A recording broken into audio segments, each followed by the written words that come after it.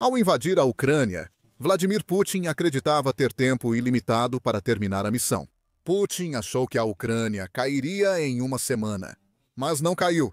Ainda assim, a Rússia ficaria bem. Com um exército tão massivo e mais equipamentos do que a Ucrânia jamais poderia reunir, a operação especial de ataque rápido se transformaria em uma guerra de atrito que a Rússia poderia vencer.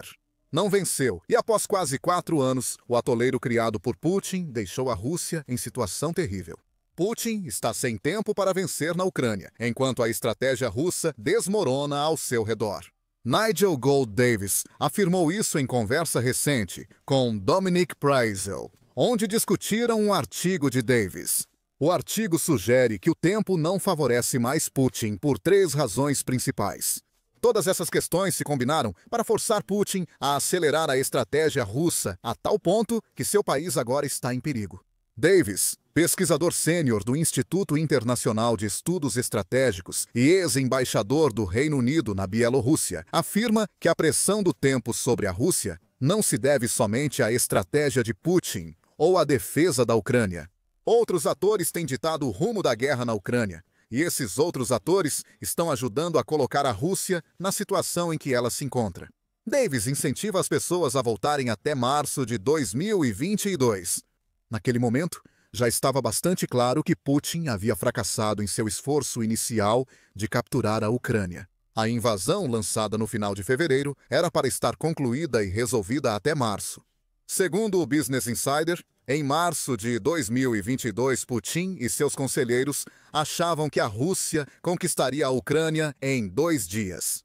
Como isso não ocorreu, agentes externos puderam entrar no conflito. Ficou claro, a partir desse momento, que a guerra seria decidida tanto quanto qualquer outra coisa. Não apenas pela sorte e pelas capacidades inerentes dos 2 combatentes, Ucrânia e Rússia, mas também pela disposição e capacidade de outros estados beligerantes que contribuem para o esforço de guerra. Davis diz a Preisel: o Ocidente coletivo se manifestou primeiro. Desde 24 de janeiro de 2022, os Estados Unidos da América e a Europa juntos forneceram ou prometeram 39,215 bilhões de euros à Ucrânia, o que equivale a cerca de 450 bilhões de dólares. Segundo o rastreador de financiamento Ucrânia do Instituto Kiel. E é importante notar que esses números não incluem países como o Reino Unido, Canadá, Japão e outros, fora dos principais doadores, que também enviaram coletivamente bilhões de dólares para a Ucrânia. O apoio à Ucrânia tem sido constante e foi fundamental para a duração prolongada do conflito. O fracasso inicial da Rússia em tomar a Ucrânia levantou dúvidas sobre a duração e intensidade do apoio ocidental ao país. Davis destaca que já sabemos a resposta, pois o apoio segue. Com a guerra se prolongando, a Rússia precisou recorrer a seus apoiadores externos. China, Coreia do Norte e Irã ajudaram a Rússia. Coreia do Norte e Irã enviaram armas, como projéteis de artilharia e drones. A China ajuda de maneiras mais sutis, como vendendo componentes de uso duplo e comprando grandes quantidades de petróleo russo. O que essas nações fornecem à Rússia importa menos do que o fato de ela depender de apoio externo para manter a guerra. Isso prejudicou a Rússia em sua estratégia de longo prazo. Se, portanto, enquadrarmos a dinâmica da guerra em termos da disposição e capacidade de outros países de contribuir para o esforço de guerra, Davis diz a Preisel: acho que isso coloca em perspectiva esclarecedora alguns desenvolvimentos importantes que ocorreram nos últimos meses, quase todos prejudiciais às perspectivas de longo prazo da Rússia. 3 desses desenvolvimentos colocam a Rússia em uma linha do tempo na Ucrânia. O primeiro pode ser o mais devastador. Putin não soube tirar proveito da presidência de Donald Trump nos Estados Unidos. Essa foi uma grande chance, diz Davis, e Putin passou 2023 esperando Trump voltar. É claro o motivo. Após a montanha-russa de eventos desde que Trump voltou à Casa Branca em 2025, Davis diz que Trump vê a guerra da Ucrânia mais pela ótica da Rússia do que da Ucrânia. Quando ele assumiu o cargo pela primeira vez, levando a um grande medo no Ocidente, os Estados Unidos da América abandonariam completamente a Ucrânia. E por um tempo, parecia que as manipulações de Putin iriam prevalecer. No início de 2025, Trump teve uma reunião tensa na Casa Branca com Zelensky, que agradou a Rússia. No início de março, os Estados Unidos da América suspenderam o compartilhamento de inteligência militar e a ajuda militar à Ucrânia. Ambos seriam retomados em breve. Mas quando Trump começou a culpar Zelensky e a Ucrânia por iniciarem a guerra com a Rússia em abril, parecia para todo mundo que Putin tinha Trump do seu lado. Era questão de tempo até os Estados Unidos da América se afastarem da Ucrânia. Sem um dos principais apoiadores, a queda da Ucrânia poderia ter ocorrido. Putin estava tão certo de ter Trump ao seu lado que passou a exagerar nas ações na segunda metade de 2025. Mas agora estamos em um momento em que a teoria de paz de Trump mudou de uma que exigia pressionar a Ucrânia para que ela cedesse para uma teoria de paz baseada em restringir e pressionar a Rússia, diz Davis Appraisal. Isso é a última coisa que Putin queria, e outros veículos chegaram a afirmar que Trump virou as costas para Putin. A Cable News Network estava entre eles em julho, observando que Trump havia começado a criticar Putin publicamente. Provavelmente por frustração, porque Putin só falava sobre anunciar cessar-fogo ou assinar tratado de paz com a Ucrânia. Putin enganou Trump por muito tempo, e o presidente dos Estados Unidos da América ficou abertamente hostil à Rússia. Apesar do potencial de reconciliação durante a visita de Putin ao Alasca para a cúpula, o relacionamento com Trump voltou a se deteriorar. Desde então, Putin fez mais promessas falsas de paz e voltou atrás novamente. Em outubro, a British Broadcasting Corporation, ON, noticiava como Trump havia decidido que pressionar Putin era a única maneira de acabar com a guerra. As várias vantagens oferecidas ao líder russo não funcionaram. Trump recorria à força, ameaçava sanções à Rússia e sugeria que os Estados Unidos da América forneceriam mísseis Tomahawk à Ucrânia. Putin fracassou, declara Davis. É uma diplomacia que não é apenas inflexível, mas também notavelmente inepta. Ele não aproveitou a oportunidade clara e óbvia, nem sequer tentou realmente dar a Trump uma desculpa para continuar se envolvendo de forma construtiva com a Rússia, acrescenta Davis. Tudo isso leva Trump a ficar frustrado com Putin, e essa frustração solidifica algo que Putin acreditava que poderia ser tirado dele. O apoio dos Estados Unidos à Ucrânia, que era a primeira parte da estratégia de Putin para manter a guerra na Ucrânia pelo tempo que precisasse, fracassou.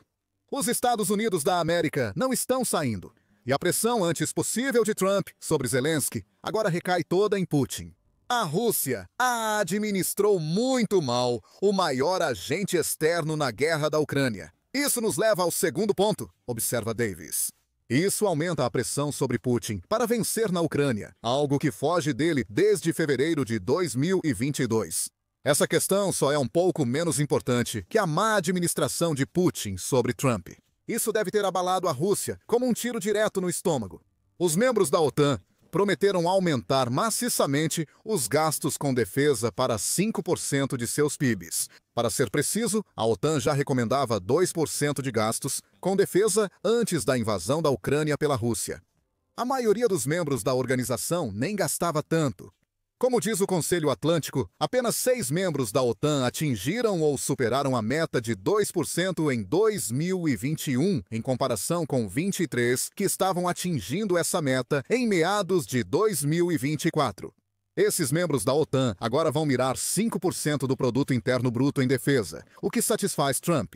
Ele vinha reclamando de como o resto da OTAN não estava pagando sua parte e dependia demais dos Estados Unidos. Durante seu primeiro mandato como presidente, Putin teria visto essas reclamações como uma possível alavanca que ele poderia usar para afastar Trump, e assim os Estados Unidos, de seus aliados da OTAN.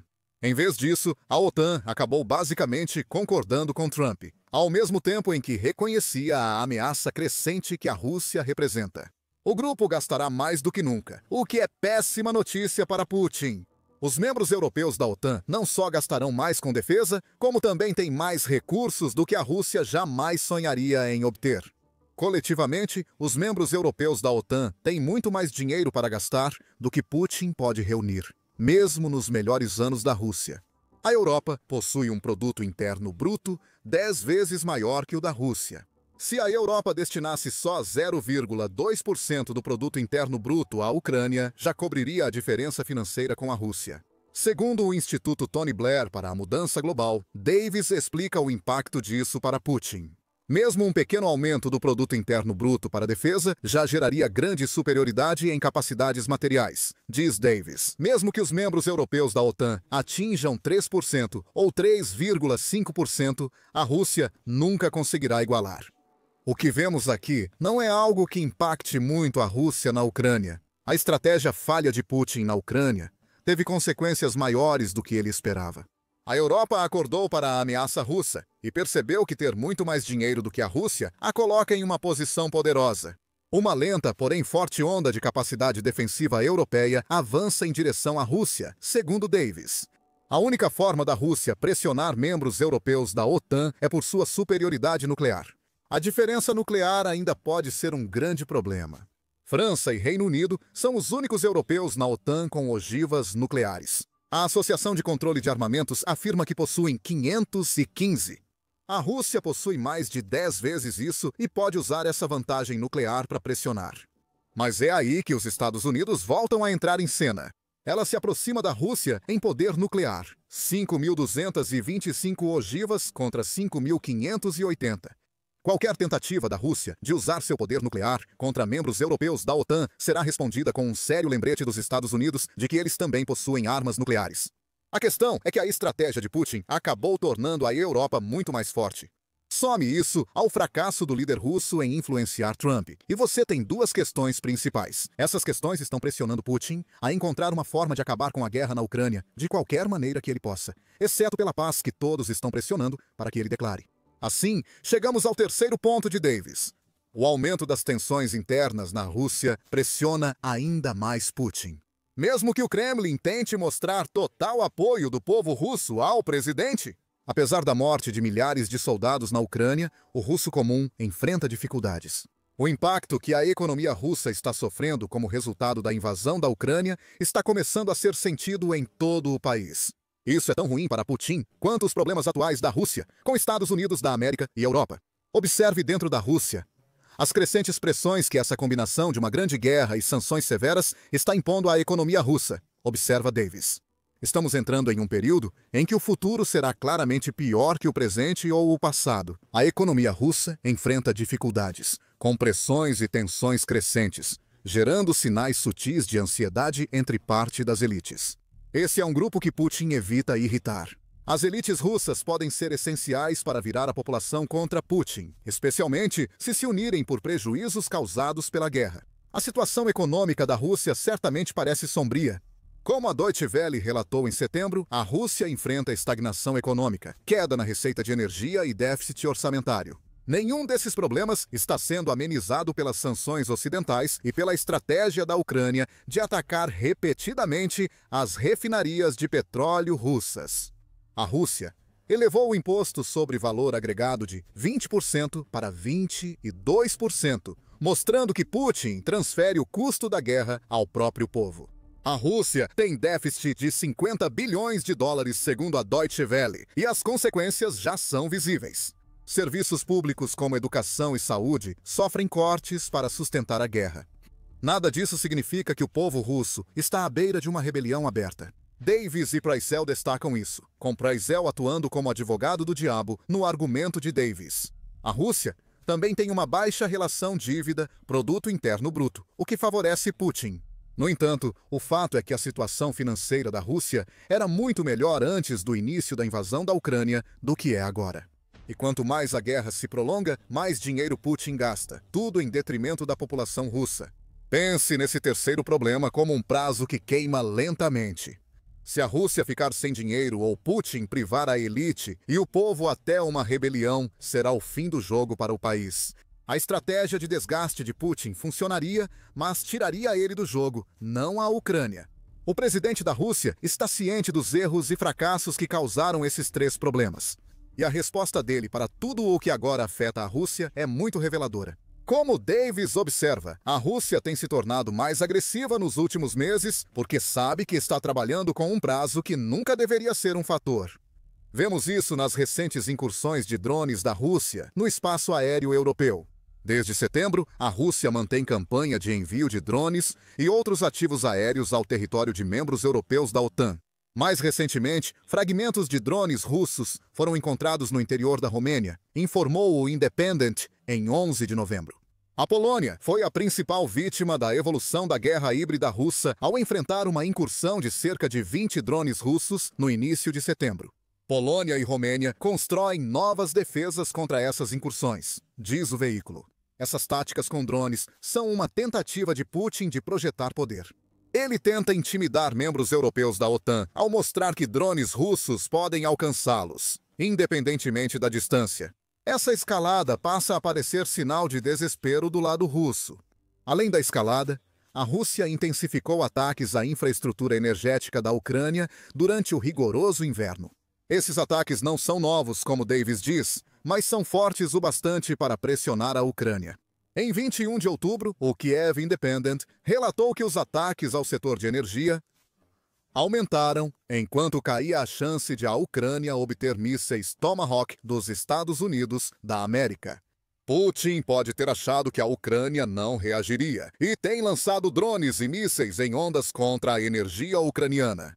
Em 9 de novembro, o The Guardian destacou que os ataques à infraestrutura energética zeraram a geração de energia da Ucrânia.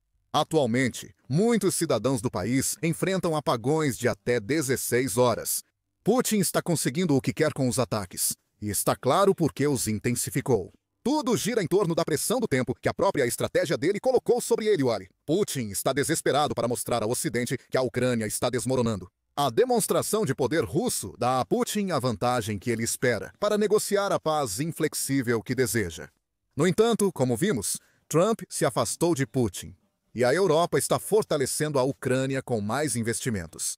A jogada desesperada de Putin contra a infraestrutura energética da Ucrânia é realmente uma tentativa final de afirmar a dominância da Rússia. Se essa jogada falhar, a Rússia pode perder a guerra e deixar de ser imune à pressão do Ocidente. Não é por acaso que ameaças nucleares voltam a surgir da Rússia.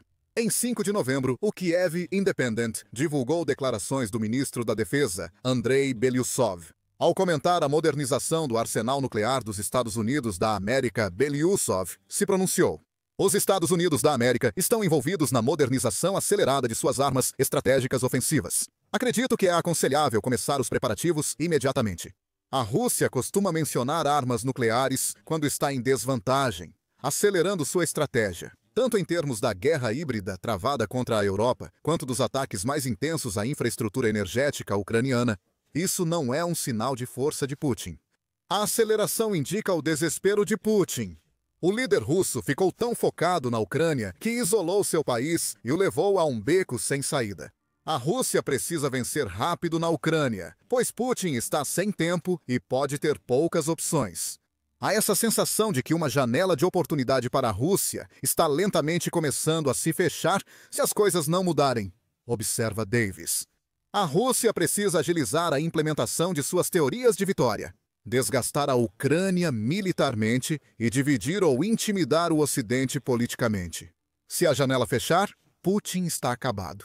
E quem sabe, ele pode acabar sendo vítima de uma queda infeliz daquela janela se não conseguir alcançar seus objetivos a tempo. A pressão sobre Putin não vem apenas das 3 questões que Davis discute dentro da Rússia. Putin está lidando com a escassez da única coisa que é vital para fazer funcionar o Estado policial que ele criou. Algo grave ocorre na Rússia e Putin não consegue mais esconder. Assista ao vídeo e inscreva-se no The Military Show para mais conteúdos sobre a possível queda de Putin. Graças à sua estratégia de guerra na Ucrânia. Obrigado por assistir.